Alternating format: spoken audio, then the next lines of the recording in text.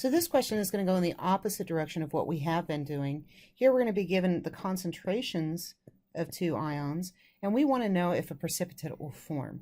So we're given the KSP at 37 degrees Celsius, and we're looking at, this is actually blood, and we want to know if calcium oxalate will precipitate, or actually, if we do expect a precipitate. So this is the introduction of this thing called Q. When Q is greater than KSP, what do you expect will happen? So remember, KSP is the maximum amount of the ion products that will dissociate in water.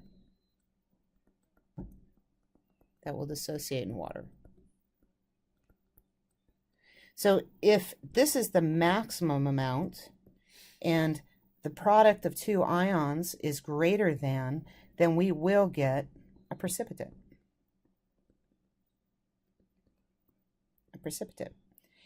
If it is less than, then that means that we haven't reached the maximum amount. So if Q is less than KSP, we still have room to grow. So no precipitate will form.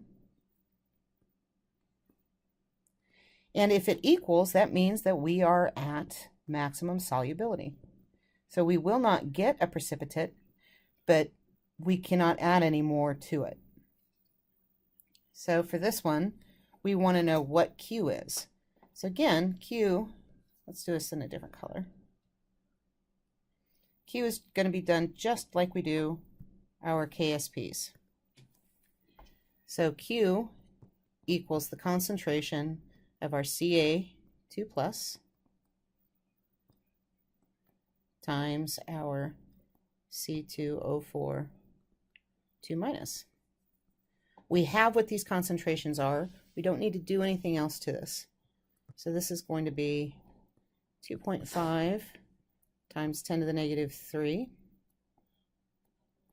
and 1.1 or 1.0 times 10 to the negative 7